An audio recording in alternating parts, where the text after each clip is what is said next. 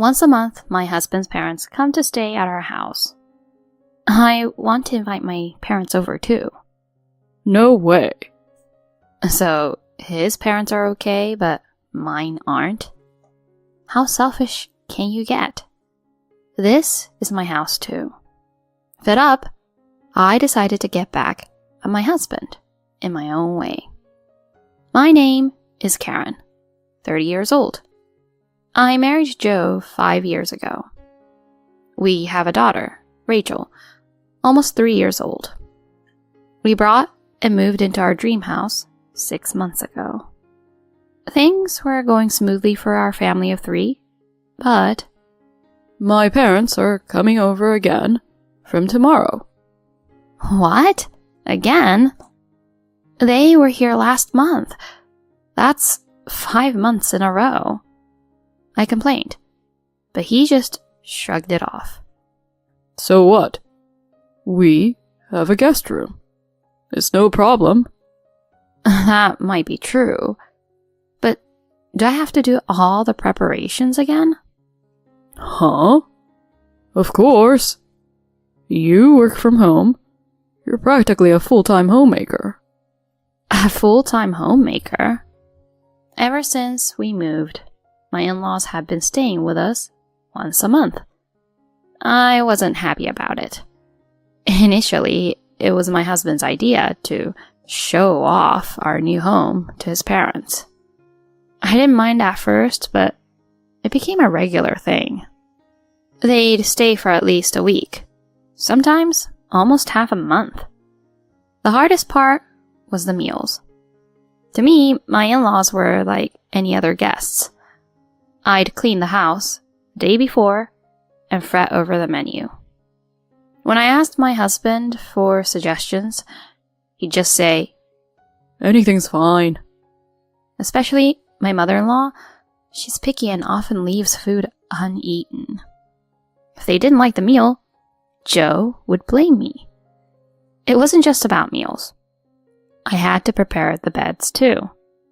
I'd only find out about their visit a couple of days in advance. This had been going on for half a year, and I was at my limit. The next day, as usual, my in-laws arrived. "Hello, Ben and Pam." Thanks for having us again. "Is our room ready, Karen?" "Yes, it's all set up. The usual room." Well, I'm tired. I'll take a nap. "Then I'll watch some TV." They did as they pleased upon arrival, making it uncomfortable for me. I felt uneasy even in my own home, so I decided to pick up Rachel a bit early. After preparing dinner, I was about to leave when Pam, who had been watching TV, walked into the kitchen. "Karen, you're not making stew for dinner, are you?" "Yes, I am." "What? You're hopeless. I hate stew." Really? When I asked about foods you dislike, you didn't mention stew." "That was years ago. I just didn't think of it then." You're really inconsiderate." She made a disgusted face and told me to remake dinner before lying back on the sofa. What's with her? She could have told me earlier. Why does she have to tell me right before it's done? It's such a hassle to cook a separate meal now. But if I don't do as she says, she'll complain to my husband. And then I'll hear it from him. Reluctantly, I went to the supermarket on my way to pick up Rachel, buying ingredients for a special soup just for Pam. Even when Rachel came home, my in-laws didn't fuss over her. They'd snap, "Get out of the way," or, "Don't bother us." "Grandpa, Grandma, read this to me." Grandpa's busy right now." "Grandma's busy too. Go over there." They clearly weren't fond of their granddaughter. They pretended not to notice her, even when she went to them with some books. She gave up trying to interact with them and came to me instead. Mommy, Grandpa and Grandma are scary. Sorry, Rachel. Just hang in there a little longer. And this was just the first day. And this was going to continue for another 2 weeks. I can't take it anymore. Even Rachel is upset. If this keeps up, I'll lose my mind. After my husband came home, I finally let out all my frustrations to him. Joe, could we maybe have your parents stay over just once every 6 months or so? Huh? Why? Once a month is just too often. I'm the one who has to do all the cooking and prepare for their stay. On top of my job and taking care of Rachel, it's just too much. She's even scared of your parents. I'm at my limit. He made a clearly displeased face and said dismissively, Is that all? Is that all?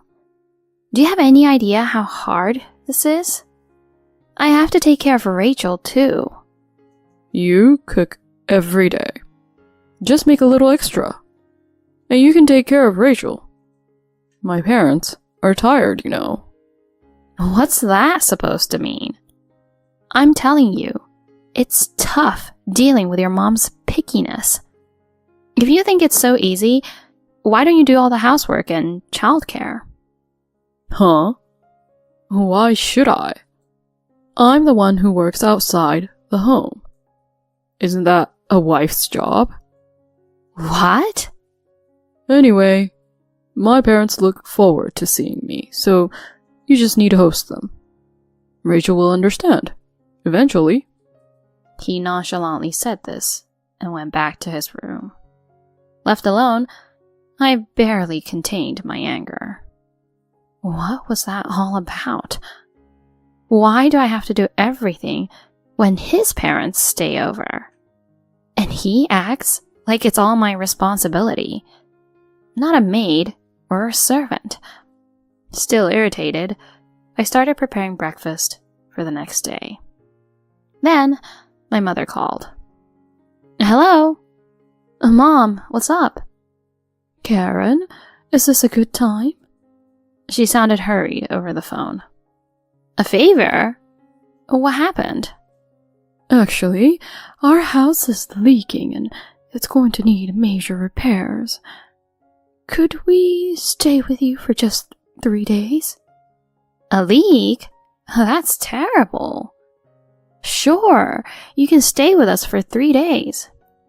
Really? Thank you. You're a lifesaver. After hanging up, I went to Joe's room to tell him the news. Joe, can I talk to you? What do you want? My parents are going to stay with us from tomorrow.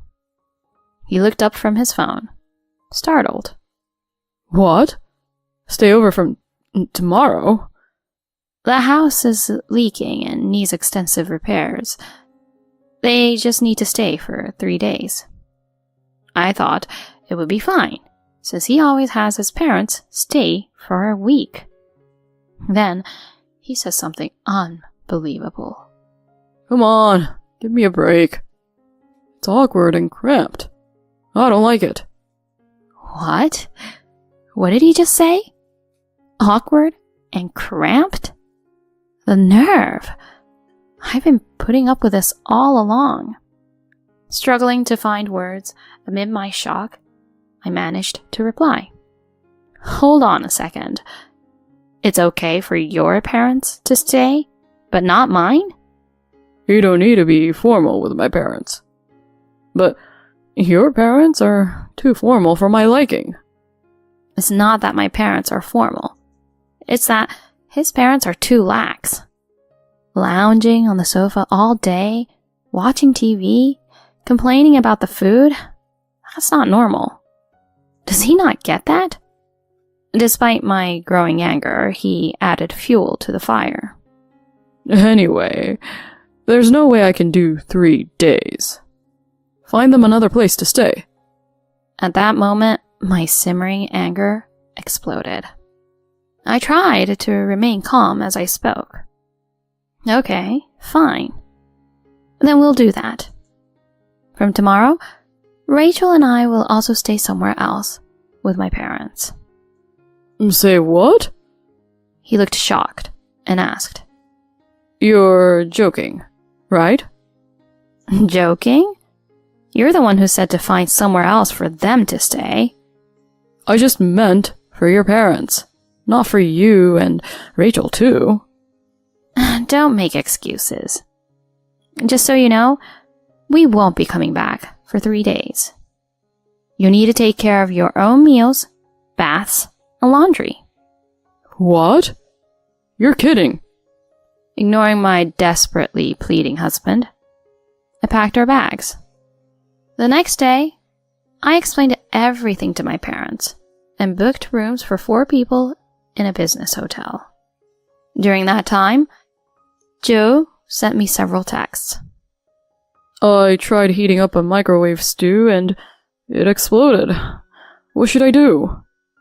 I turned on the oven, but the meat isn't cooking.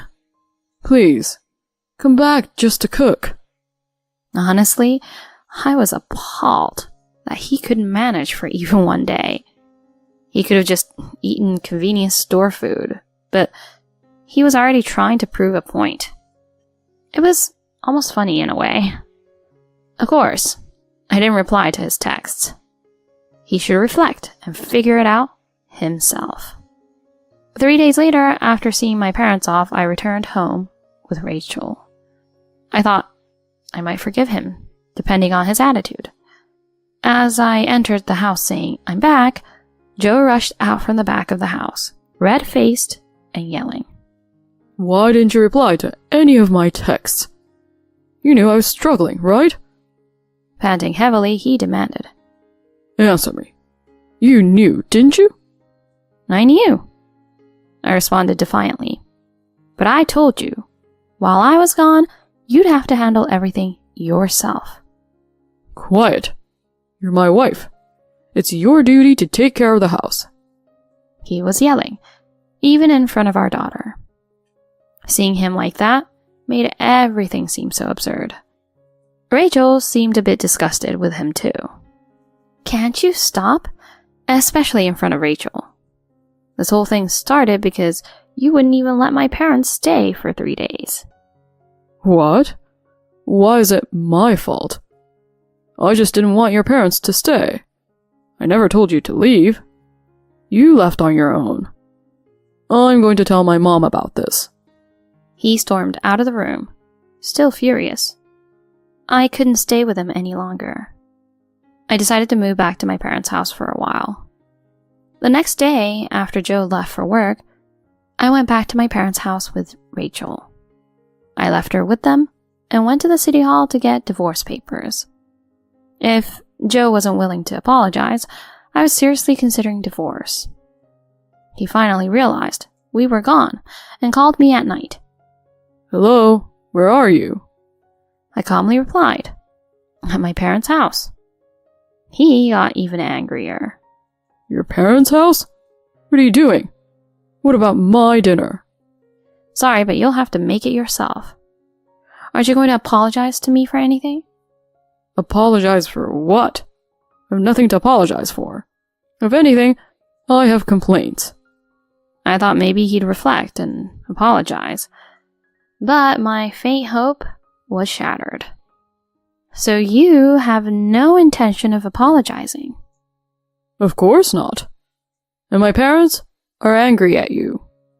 They're coming to lecture you tomorrow. Lecture me? You're not taking care of me.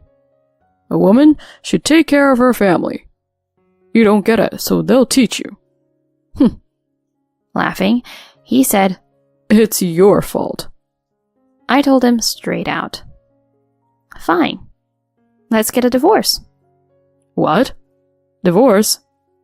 You're joking, right? He let out a pitiful voice and he sounded flustered, even over the phone. I'm not joking. We can't understand each other. That's why I want a divorce. Don't be ridiculous. How did it come to this? It's all because you upset me.